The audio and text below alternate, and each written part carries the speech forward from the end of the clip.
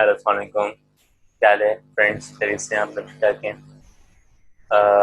Last lecture में हमने अपना टॉपिक वेरिएबल का टॉपिक कंप्लीट किया था और हमने वेरिएबल्स की डिफरेंट टाइप्स भी हमने की, जिसके अंदर हमने क्वालिटेटिव वेरिएबल भी किया, क्वांटिटेटिव वेरिएबल भी किया, एंड देन हमने उसको बड़े डीपली डिस्कस किया, विद एग्जांपल डिस्कस किया ना। और फिर उसके बाद जो है हमने उसको और कंटिन्यू करते हुए हमने क्वांटिटेटिव की भी फर्दर टू टाइप्स पढ़ी। तो फर्दर टू टाइप्स वहाँ पे कौन सी थी? कंटिन्यूस, एक तो हमारा discrete variable, and then second one is continuous variable. Okay, so उसके बाद फिर हमने इन दोनों का डिफरेंस बड़े क्लियरली प्रेजेंट किया, एंड देन उसके बाद फिर हमने जब हमने डिस्क्रीट वेरिएबल और कंटिन्यूस वेरिएबल का डिफरेंस देखा, उसके बाद फिर हमने डिफरेंस इसका भी देखा कि क्वालिटेटिव डेटा और क्वांटिटेटिव डेटा का दोनों का डिफरेंस क्या होता है। ठीक है ना? तो इसको बहुत अच्छे से हमने टॉपिक को कवर किया और इसके डिफरेंसेस को हमने बहुत अच्छे से मेंशन किया। अब जो हम आज की बात कर रहे हैं, आज की बात हमारी क्या है, वो फंक्शन ऑफ स्टैटिस्टिक्स की है। अब फंक्शन ऑफ स्टैटिस्टिक्स है क्या बेसिकली, तो चेक करते हैं, टॉपिक पे आते हैं। फंक्शन ऑफ स्टैटिस्टिक्स के अंदर कुछ पॉइंट्स होते हैं आपको, जैसे कि आपको सम पेपर के अंदर 5 मार्क्स का क्वेश्चन दिया है कराची बोर्ड का, तो कराची बोर्ड के अंदर 5 नंबर का क्वेश्चन आता है, 5 मार्क्स का क्वेश्चन आता है। ठीक है ना? और एक यू बोर्ड के अंदर ये आता है आपका तकरीबन 4 मार्क्स का भी हो सकता है, 2 मार्क्स का भी हो सकता है कि आपको एक ही क्वेश्चन दे दे वो और कहता है कि आप इसको बताएं फंक्शन ऑफ स्टैटिस्टिक्स। तो आपके पास अगर 4 नंबर का है तो उसका मतलब आप उसमें 4 पॉइंट डिस्क्राइब करेंगे, और अगर आपका 2 नंबर का है तो आप उसमें वहाँ पे 2 पॉइंट डिस्क्राइब करेंगे। ठीक है ना? तो एक यू बोर्ड में और कराची बोर्ड में फर्क है। तो आखान बोर्ड के बच्चे जो हैं वो 2 मार्क्स के लिए 2 पॉइंट डिस्क्राइब करेंगे और 4 मार्क्स के लिए 4 पॉइंट डिस्क्राइब करेंगे। ठीक है ना? अगर इजाफी आपने 5 पॉइंट्स यूज कर दिया तो उसका मतलब आप बैच हो जाएंगे। आपका कोई एक ऑप्शन आपने गलत भी लिखा होगा तो फिर ऑप्शन आपका जो हो जाएगा, अगर वो सही होगा तो वो मार्किंग स्कीम के अंदर हम उसको सही कर देते हैं। ठीक है ना? और कराची बोर्ड के लिए सवाल ये 5 मार्क्स का आता है। सेक्शन बी के अंदर आता है, थ्योरी के अंदर, फंक्शन ऑफ स्टैटिस्टिक्स के नाम से। Write down the function of statistics. तो ये तो आपका हो गया, आपका क्या कहते हैं, मार्क्स डिस्ट्रीब्यूशन। ठीक है ना? अब इसके बारे में पढ़ते हैं क्या ये। फर्स्ट पॉइंट कहता है हमसे ये collecting data in a systematic manner, collecting data in a systematic manner. अब collecting data in a systematic manner का मतलब क्या हुआ कि अब सबसे पहले तो फोकस करो इस बात को कि आप जो बात कर रहे हो बात किसके लिए कर रहे हो। फंक्शन ऑफ स्टैटिस्टिक्स के लिए कर रहे हैं, स्टैटिस्टिक के लिए नहीं कर रहे। ठीक है ना? तो फंक्शन ऑफ स्टैटिस्टिक्स की बात अलग होती है और फंक्शन ऑफ स्टैटिस्टिक की बात अलग होती है, दोनों की बात अलग है। ठीक है ना? तो बात तो हम मतलब अगर मैं कहूँ कि अगर दूसरी फॉर्म में सेकंड सेंस हम जाएं तो एक ही बात है, लेकिन हम यहाँ पे जो बात करेंगे हम वो बात करेंगे किसके लिए? स्टैटिस्टिक्स। फर्स्ट पॉइंट जो आपको जो शो कर रहा है वो टॉपिक स्टैटिस्टिक्स के लिए कर रहा है। ठीक है ना? क्योंकि सिस्टमैटिकली मैनर जो है वो किस में आता है? आपका स्टैटिस्टिक्स में आता है। ठीक है ना? तो डेफिनेशन हमने पढ़ी थी इसकी, उस डेफिनेशन में हमारे पास एक प्रोसीजर था, उस प्रोसीजर के अंदर हमारे पास टॉपिक्स कितने थे? 5 टॉपिक्स थे। ठीक है ना? तो 5 टॉपिक्स को हमें वहाँ पे कवर करना था। उसके अंदर हमारा जो पहला स्टेप था वो क्या था?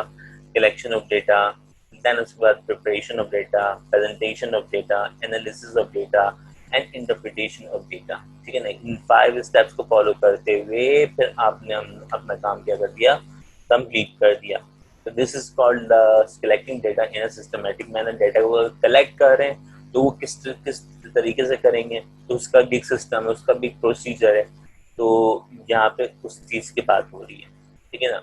अच्छा, कलेक्टिंग डेटा जो होता है, अब वो डेटा के लिए आगे ना हम फर्दर टॉपिक पढ़ेंगे, प्राइमरी डेटा और सेकेंडरी डेटा, कि हम डेटा जो कलेक्ट कर रहे हैं उसके अंदर हम जो सिस्टम अप्लाई करेंगे वो किस तरह से अप्लाई करेंगे। तो एक टॉपिक हमारा आएगा आगे फर्दर डेटा, और उसके अंदर डेटा के अंदर जो हमारे पास एक प्राइमरी डेटा होगा, सेकेंडरी डेटा होगा, उसके अंदर भी हम यहाँ पे उस बात को डिस्कस करेंगे। फंक्शन ऑफ स्टैटिस्टिक्स का फर्स्ट पॉइंट जो है वो यहाँ पर भी इन्वॉल्व हो जाएगा। ठीक है ना? वहाँ का जो पॉइंट है वो यहाँ भी इन्वॉल्व हो जाएगा। ठीक है? सेकेंड पॉइंट इज दिस कि और क्या काम है भाई स्टैटिस्टिक्स का? Present data in the form of table chart and diagram.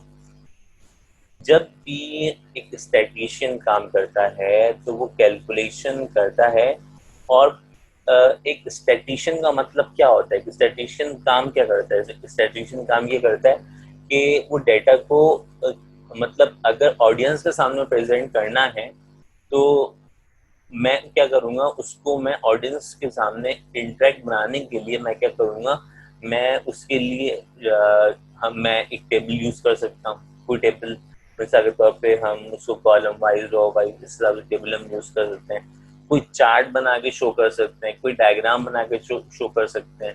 जैसे पाई चार्ट है, पाई चार्ट का नाम सुना होगा आपने। तो पाई चार्ट के अंदर क्या होता है, डिफरेंट कैटेगरीज होती हैं। हमने कहा कि हमने कहा कि कंपनी है, उस कंपनी की जो डिफरेंट प्रोडक्ट्स हैं वो उस सम एरियाज के अंदर क्या कर दी, डिस्ट्रीब्यूट कर दी, ठीक है ना। अब किस एरिया में कितनी सेल हो रही है, किस एरिया में कितनी सेल हो रही है, तो वो शो कौन करता है, वो शो कौन करता है, उसके लिए हम चार्ट यूज करते हैं, उसके लिए हम डायग्राम यूज करते हैं।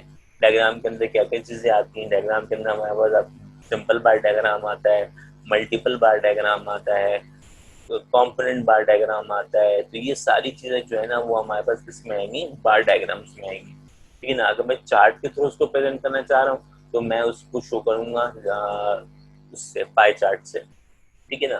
तो उसमें क्या होता है, उसमें उसमें उसमें फायदा क्या होता है, ऑडियंस के लिए फायदा क्या होता है। ऑडियंस जब पूरा लेक्चर डिफाइन कर लेती है सब, मतलब ऑडियंस सुन लेती है, एक बंदे की तमाम बातें पूरी सुन लेती है, उसको मतलब बहुत ज़्यादा टाइम कंज्यूम हुआ, 2 आवर्स की मीटिंग चली, 2 आवर्स की मीटिंग में आप बंदा जो है एग्जॉस्ट हो जाता है, समटाइम्स स्ट्रेस हो जाता है। तो इन द एंड क्या करता है वो कि एक आपको कोई एक स्लाइड दिखा देगा ऐसी जो डायग्राम वाइज होगी या चार्ट वाइज होगी, ठीक है ना। तो वो बता देगा कि कंपनी की पिछले 10 ईयर्स की परफॉर्मेंस इस तरह से थी, कंपनी ने डिफरेंट कैटेगरीज पे काम किया, और डिफरेंट कैटेगरीज पे काम करते हुए उसकी इतनी इस ईयर जो है वो इतनी सेल हुई, इस ईयर जो है वो इतनी सेल हुई। वो डायग्राम पूरी जो है वो डायग्राम वो कहलाती है आपका मल्टीपल बार डायग्राम भी होती है, कंपोनेंट बार डायग्राम भी होती है, सिंपल डायग्राम भी होती है। मतलब हम टॉपिक टू टॉपिक वेरी करेंगे हम वहाँ पे जब हम टॉपिक डिस्कस करेंगे ग्राफ का, ठीक है ना। तो वहाँ पे हम क्या करते हैं, हम इन द एंड जो हमारी जो 2 आवर्स की डिस्कशन थी, उस 2 आवर्स की डिस्कशन को एक सिस्टमेटिक मैनर में कन्वर्ट करते हुए हमने क्या कर दिया, उसको समराइज कर दिया, और समराइज करने के बाद हमने उसको क्या कर दिया, उसको प्रेजेंट कर दिया किस हिसाब से, टेबल वाइज, चार्ट वाइज, या फिर डायग्राम के हवाले से। अब वो जो जो लिसनर है, जो सामने ऑडियंस बैठी हुई है, वो सिर्फ डायग्राम देखेगी, और डायग्राम देखती है वो फोन क्लिक कर जाएगी कि हाँ ये मतलब कि अब बात समझ में आई ना। कंपनी की जो कंपनी का रेशो बता रहा था कि इस ईयर का इतना है, इतना है, इतना है, इतना है, ऑडियंस के बारे में बता रहा था। जैसे समटाइम जो बहुत सारी कंपनीज जो होती हैं वो डिफरेंट ऑर्गेनाइजेशन में जाती हैं, मतलब डिफरेंट इंस्टीट्यूट में जाती हैं, और अपने आप को प्रेजेंट करती हैं, हमारी परफॉर्मेंस जो है वो इस तरह से रही है, इतने ईयर्स में इतने इस तरह से रही है। सीए वाले हो गए, आपके बहुत सारे तबानी वाले हो गए, और मतलब मैं नाम नहीं लेना चाह रहा, मतलब बहुत सारी कंपनीज ऐसी हैं, बहुत सारे इंस्टीट्यूट ऐसे हैं जो इसका काम करते हैं, ठीक है। अमूमन जो है यूनिवर्सिटीज जो है वो कांटेक्ट करती हैं कॉलेज वालों को, ताकि जो है वो स्टूडेंट जब कॉलेज से पास आउट हो तो फिर वो उन यूनिवर्सिटीज को प्रेफर करे। तो वो अपनी ना अपनी परफॉर्मेंस जो है वो ये बता रही होती है कि हम करते क्या है, हम क्या करते हैं। तो ये बात जो हो गई, वो बात क्या हो गई, पॉइंट नंबर 2 के लिए हो गई। यहाँ तक बात क्लियर है? कोई टॉपिक्स में मसला? दोनों पॉइंट क्लियर है?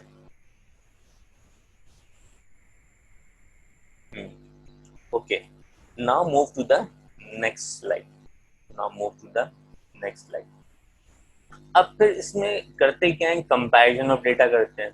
कंपैरिजन ऑफ डेटा का मतलब क्या हो गया कि आप जो है वो बात करें किसके लिए, कंपेयर कर रहे हैं। अब चीज़ों को कंपेयर करने के लिए हम मल्टीपल बार डायग्राम यूज करते हैं, चीज़ों को कंपेयर करने के लिए हम मल्टीपल बार डायग्राम यूज करते हैं, ठीक है ना। तो देखो यहाँ पे वो बात भैया आ गई कि हम इसको किसमें यूज कर रहे हैं, पॉइंट नंबर 2 में यूज कर रहे हैं।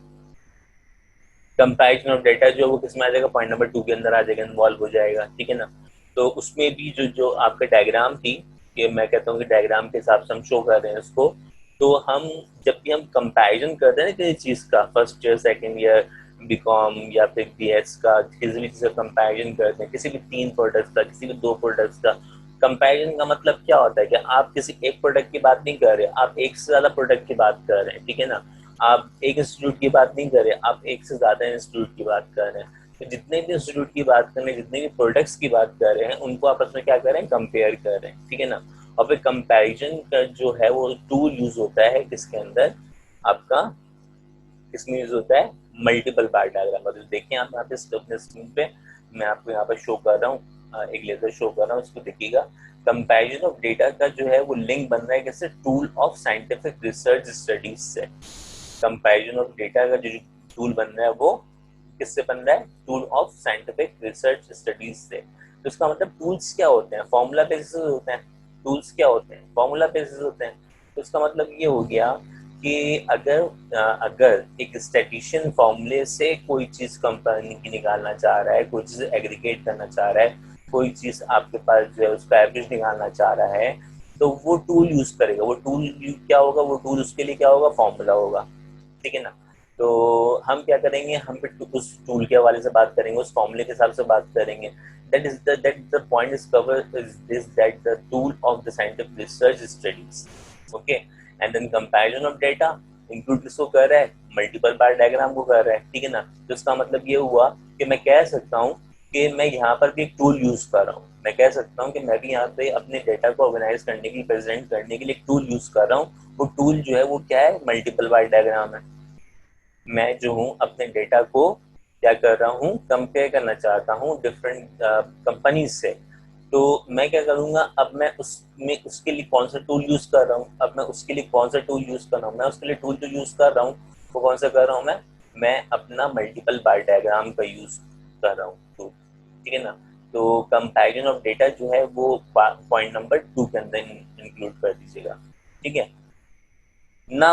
अब ये 2 पॉइंट तो क्लियर हो गए, कंपैरिजन ऑफ डेटा वाला भी और टूल वाला भी, ठीक है ना। अब आते हैं इस पॉइंट पे, draw a conclusion about population. Draw a conclusion about population. मुझे एक बात बताएं, मुझे एक बात बताएं, अमूमन हमारे यहाँ जो है ना वो एक रिवायत रही है कि 2 टर्म्स हम पढ़ते हैं और उन 2 टर्म्स का मतलब हम सेम समझते हैं या अलग समझते हैं, बताऊंगा मैं उसको। एक चीज आपके सामने यहाँ पे प्रेजेंट हो रही है, देखें आप, मेरा कर्सर देखें, मैं लेजर जो आपकी स्क्रीन पे शो हो रहा है, स्क्रीन को देखें। ये जो कंक्लूजन लिखा हुआ है, कंक्लूजन लिखा हुआ है, इस कंक्लूजन और समरी का मतलब क्या सेम है? कंक्लूजन का मतलब और समरी का मतलब क्या सेम है? सबसे पहले ये बात सोचें आप, कंक्लूजन का मतलब और समरी का मतलब क्या सेम है?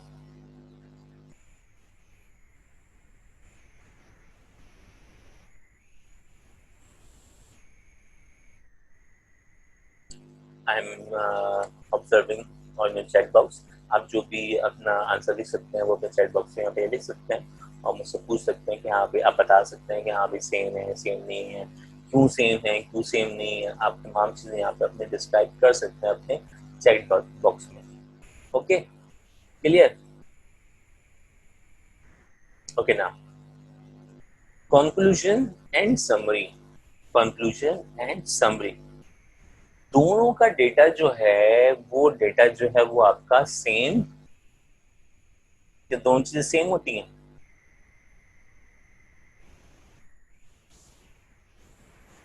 आ, चलो बता दूं, सस्पेंस सस्पेंस क्रिएट ना करूँ ना, सस्पेंस क्रिएट ना करूँ, बच्चे कहने सस्पेंस क्रिएट ना करें सर, बता दें आप।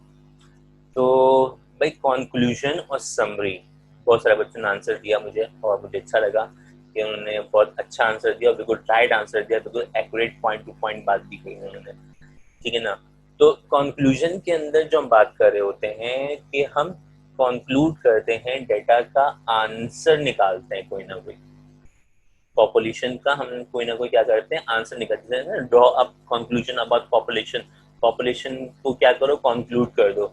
अब कंक्लूजन के लिए हम क्या करेंगे, हम सैंपल पे काम करेंगे पहले। तो हम सैंपल पे काम करने के बाद हम क्या करेंगे, उस पर हम क्या करेंगे, कलेक्ट डेटा करेंगे, फिर प्रेजेंट करेंगे, फिर प्रेजेंट करेंगे, फिर उसके बाद हम क्या करेंगे, उसको एनालाइज करेंगे, फिर एंड देन उसके बाद इंटरप्रिटेशन करेंगे। इंटरप्रिटेशन जो करते हैं उसका मतलब क्या कर रहे हो वो आप, वो आप उसको कंक्लूड कर रहे हो, चीजों को क्या आप कर रहे हो, कंक्लूड कर रहे हो, मतलब उसका कोई ना कोई रिजल्ट निकलेगा, कंक्लूजन में कोई ना कोई रिजल्ट निकलता है, ठीक है ना। कंक्लूजन का मतलब क्या होता है, to show your result in systematic manner, okay. और समरी का मतलब क्या होता है, हम किसी पैराग्राफ, बहुत बड़े हम 2 पेज के पैराग्राफ को हम उसको शॉर्ट फॉर्म में कन्वर्ट कर दें, that is called the summary of anything, ठीक है ना। जैसे आपका कॉम्प्रिहेंशन का टॉपिक आया करता था आपके पेपर में, आपके इंटरमीडिएट में भी आता है, और उसमें जो टॉपिक देता है वो कहता है कि write down the summary about this, write down the summary about this. उसका मतलब वो पूरे चैप्टर के बारे में, मतलब पूरा चैप्टर डिस्कस करने नहीं बोल रहा, वो आपको क्या कह रहा है कि पूरे चैप्टर में समरी जो थी वो क्या है, समरी बताया। आप उसको क्या करते हैं, जो बहुत बड़ी चीज होती है, बहुत बड़ा डेटा होता है आपका, आप उसको क्या करते हो, छोटे फॉर्म में कन्वर्ट कर देते हो और उसको क्या कर देते हैं, आप उसको समराइज कर देते हैं। तो ये डिफरेंस है किसका, बिटवीन कंक्लूजन एंड समरी का। कंक्लूजन में इन द एंड रिजल्ट निकलता है, समरी में रिजल्ट नहीं निकलता, समरी में आप क्या करते हो, कुछ चीजों को समराइज करते हो। क्लियर यहाँ तक, एनी मसला, कोई भी कंफ्यूजन हो आप बड़े इजली यहाँ पे मुझसे शेयर कर सकते हो कि यहाँ पे आप क्या कहना चाहते हैं।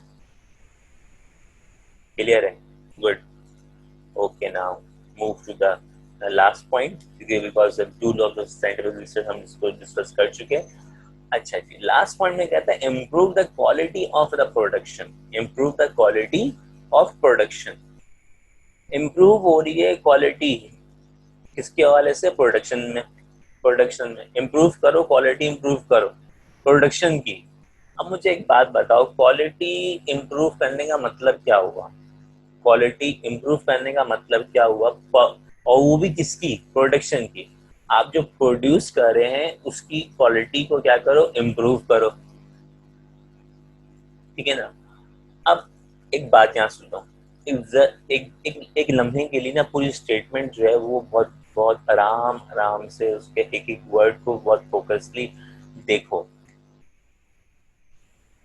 मैं चाहता हूँ कि ना आपके जो लास्ट पॉइंट ना, लास्ट पॉइंट आपके बहुत बहुत जबरदस्त क्लियर हो जाए। ये लास्ट पॉइंट में अमूमन कंफ्यूजन होती है, लास्ट पॉइंट में अमूमन कंफ्यूजन होती है।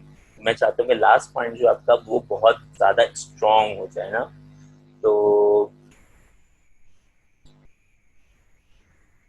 मैं भी बहुत वो भी हो जाता हूँ अब सामने के, मतलब कि हाँ भाई इसको इस तरह करो, उसको इस तरह करो, मैं भी बहुत जुनूनी हो जाता हूँ। ये मुझे पढ़ाने में बड़ा मजा आता है, दिस इज माई पैशन ना। तो ये मेरा पैशन है, तो मैं इसको पीछे हटते ही नहीं इस मामले में। मैं चाहता हूँ कि विलेज से मतलब आंसर निकलवाऊं, और जो मैं चाहता हूँ कि बच्चा वो आंसर दे, और बच्चा देता है, बच्चा मुझे वो आंसर देता है। जैसे कि यहाँ पे मैंने आपको बात की थी कंक्लूजन समरी की, तो मैंने बताया नहीं, हालांकि हालांकि मैंने बताया नहीं, लेकिन मैं जो चैट बॉक्स था उसके अंदर मेरे पास आंसर आए मेरे पास, और वो आंसर जो आए मेरे पास, तो वो मेरे लिए बहुत बहुत ज्यादा इम्पोर्टेंट है, ठीक है। चले लास्ट पॉइंट। अब एक बात याद रखना, पहली बात कि जब बात हो रही है improve the quality of production की, तो प्रोडक्शन का मतलब टू मेक प्रोड्यूस समथिंग। आप कोई ना कोई चीज क्या कर रहे हैं, प्रोड्यूस कर रहे हैं। अब उसकी क्वालिटी को किस तरह से मेंटेन करना है, उसकी क्वालिटी को क्या क्या प्रोडक्ट की क्वालिटी की बात हो रही है कि प्रोडक्ट की क्वालिटी को इम्प्रूव करो, या प्रोडक्ट की क्वालिटी को इम्प्रूव करो, ये तो नहीं बोलना ना कि आप प्रोडक्ट की क्वालिटी को इम्प्रूव करो। अब एक बात याद रखना, हमेशा हमेशा कि एक स्टैटिस्टिक्स का जो पोर्शन है वो क्वांटिटी में बेस करता है, वो क्वालिटी पे काम नहीं करता, ठीक है ना। क्वालिटी पे काम नहीं करता। स्टैटिस्टिशियन जब भी काम करेगा वो काम किस पे करेगा, क्वांटिटी पे काम करेगा, क्वालिटी पे काम नहीं करेगा, ठीक है। तो ये बात तो आप पहली फुर्सत में अपने दिमाग से ये बात निकाल दें कि एक स्टैटिशियन जो है वो क्वालिटी पे काम करेगा, ठीक है ना। वो हमेशा काम किस पे करेगा, क्वांटिटी पे काम करेगा। तो ये बात तो क्लियर हो गई, इसमें कोई मसला नहीं, कोई मसला नहीं। एक स्टैटिशियन कभी भी क्वालिटी पे काम नहीं करता, क्वांटिटी पे काम करता है। ये एमसीक्यूज में भी आ सकता है आपके पास, ठीक है ना। अब ये पॉइंट ना आपको हिला रहा है कि अगर किसी को ये बात पता है कि क्वालिटी पे स्टैटिस्टिक्स काम नहीं करता, क्वांटिटी पे काम करता, तो फिर क्वांटिटी की बातें यहाँ पे हो ही नहीं रही है, क्वांटिटी की बातें यहाँ पे हो ही नहीं रही है। स्टेटमेंट को गौर से पढ़ें, तो improve the quality of production. तो अब एक बात बताओ, यहाँ पे अब हम बात कर रहे हैं, हम बात करेंगे किसके लिए, क्वांटिटी की बात करेंगे ना, क्वांटिटी की बात करेंगे। अब देखो प्रोडक्शन की बात कर रहा है वो किसी प्रोडक्ट की बात नहीं कर रहा है, वो किसी प्रोडक्ट की बात नहीं कर रहा है, वो क्या कर रहा है कि आप इम्प्रूव करो क्वालिटी को, इम्प्रूव करो किसकी, प्रोडक्शन की क्वालिटी को इम्प्रूव करो। अब प्रोडक्शन की जो क्वालिटी, वो प्रोडक्शन जो चीज प्रोड्यूस हो रही है, उस प्रोडक्ट के बारे में बात नहीं हो रही है, प्रोडक्शन हो गई। अब उसके बाद जो फाइनल माइल जो आते हैं, उसको कितने उसमें पैक करना है, ये उन सब की बात हो रही है। जैसे कि अगर मैं पेप्सी की बात करूँ, तो पेप्सी के अंदर हमारे पास एक क्रेट होता है जो जंबो बॉटल्स का, वो 6 का पैक होता है, ठीक है ना। अब मैं उसकी क्वालिटी को इम्प्रूव करना चाहूँ कि हाँ भाई मैं इसकी प्रोडक्शन की क्वालिटी इम्प्रूव कर रहा हूँ, तो जाहिर सी बात है, अगर मेरी डिमांड इसकी है तो मैं क्या करूँगा, मैं उसकी प्रोडक्शन और बढ़ा दूंगा। जब मैं प्रोडक्शन बढ़ा रहा हूँ तो उसका मतलब काम किस पे हो रहा है, काम किस पे हो रहा है, क्या क्वालिटी पे हो रहा है। जब मैं प्रोडक्शन बढ़ा रहा हूँ, जब मैं प्रोडक्शन बढ़ा रहा हूँ, तो मुझे एक बात बताओ कि मैं काम किस पे कर रहा हूँ, मैं क्वालिटी पे काम कर रहा हूँ क्या, नहीं ना, मैं काम किस पे कर रहा हूँ, क्वांटिटी पे काम कर रहा हूँ, मैं क्वालिटी पे काम नहीं कर रहा। मैंने कहा, दोबारा सुने आप ये स्टेटमेंट, मैंने कहा कि जब मैं कह रहा हूँ प्रोडक्शन की क्वालिटी की बात कर रहा हूँ, तो मैं बात कर रहा हूँ किसकी, कि आप जो डिमांड है वो मार्केट की पूरी कर रहे हो कि नहीं कर रहे हो, ठीक है। डिमांड आ रही है 20,000 की, ठीक है ना, आप उस डिमांड को पूरी कर रहे हैं कि नहीं कर रहे हैं, ठीक है ना। अगर नहीं कर रहे हैं तो इसका मतलब अपनी प्रोडक्शन बढ़ाएं, कि अपनी प्रोडक्शन बढ़ाएं। तो इम्प्रूवमेंट जो आई वो किस में आई, प्रोडक्शन में आई ना, कि इम्प्रूवमेंट जो आ रही है वो प्रोडक्शन में आ रही है। तो आप जो है वो जब डिमांड की बात हुई और जब प्रोडक्शन की बात हुई, तो यहाँ पे फोकस किस पे हो रहा है, प्रोडक्शन पे हो रहा है। कि डिमांड 20,000 उसकी थी, जम बॉटल्स की थी, आपने यहाँ पे मैन्युफैक्चर किया कम, 15,000 आपने कर दिया। जो 20,000 आपकी डिमांड थी, 15,000 आप कर रहे हैं, तो आप उसको इम्प्रूव करें, प्रोडक्शन को इम्प्रूव करें, प्रोडक्शन को इम्प्रूव करें। मैं बार बार ये बात बोल रहा हूँ, प्रोडक्शन को इम्प्रूव करें। प्रोडक्शन इम्प्रूव का मतलब क्या हो गया कि अब आपको क्वांटिटी बढ़ानी है, अब आपको क्या करनी है, क्वांटिटी बढ़ानी है। तो उसका मतलब बात ये हुई कि हमें यहाँ पे प्रोडक्शन इम्प्रूव करना है, हमें यहाँ पे क्या करना है, प्रोडक्शन इम्प्रूव करना है, ठीक है ना। तो प्रोडक्शन न्यूमेरिकली प्रेजेंट होती है, ठीक है। 20,000 की डिमांड थी, 15,000 आप प्रोड्यूस कर रहे थे, आपकी 5,000 की रिक्वायरमेंट कम पड़ रही थी, तो आपने स्पीड बढ़ाते हुए अब डिमांड जो मार्केट की थी 20,000 थी, अब 20,000 उसको उनको वक्त पे मिल रही है। This is the improvement the quality of production. ये चीज होती है आपकी किस पे, प्रोडक्शन की क्वालिटी पे इम्प्रूवमेंट लाना, ठीक है ना। तो जिन बच्चों को ये बात क्लियर हो गई, वो बहुत अच्छी बात है। अमूमन कंफ्यूजन यहाँ पे यही आती है कि जब जिस बच्चों को ये बात पता होती है ना कि एक स्टैटिशियन जो है वो कभी क्वालिटी पे काम नहीं करता, क्वांटिटी पे काम करता, तो क्वालिटी तो माइनस ही कर दो, क्वालिटी क्या कर दो, माइनस कर दो। अब सिर्फ क्या बचा, क्वांटिटी बचा। अब क्वांटिटी के सोचना है, तो क्वांटिटी क्या है, अब वो क्वांटिटी क्या है, अब वो ये क्वांटिटी है, आपको मैंने बताया, फॉर एग्जाम्पल बताया आपको इसके बारे में। तो इम्प्रूवमेंट जो हुई वो क्या हुई, वो क्वांटिटी इम्प्रूव हुई है, ठीक है। ये बात क्लियर हो गई। सो आई होप कि आपके बात बहुत अच्छी तरीके से समझ में आई हो, तमाम पॉइंट्स आपके बड़े क्लियर हुए हो फंक्शन ऑफ स्टैटिस्टिक्स के। तो आज का टॉपिक जो हमारा वो फंक्शन ऑफ स्टैटिस्टिक्स का था, और जो है बहुत इम्पोर्टेंट टॉपिक है। आपके पास पेपर में भी आता रहा है ये टॉपिक, ठीक है ना। खान बोर्ड में भी आता है, आपके ए लेवल में भी आता है आपका, बल्कि ओ लेवल में भी आता है आपका, आपका बीआई के बोर्ड में भी आता है। तो this topic is very important.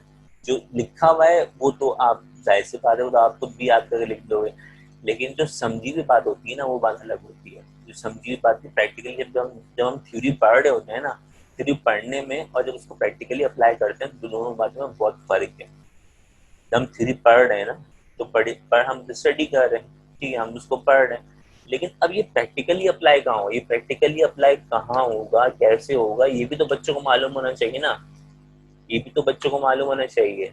तो इसीलिए मैं यहाँ पे आपको एक एक पॉइंट डिस्क्राइब करता हूँ कि आपको पता हो कि आपकी कौन सी चीज़ कहाँ पे प्रैक्टिकली अप्लाई हो रही है। ठीक है, तो इंशाल्लाह मीट करते हैं अपने नेक्स्ट पॉइंट पे, नेक्स्ट टॉपिक पे मूव करेंगे अपने नेक्स्ट लेक्चर के अंदर। टिल देन, जब तक के लिए अपना बहुत ज़्यादा ख्याल रखिएगा।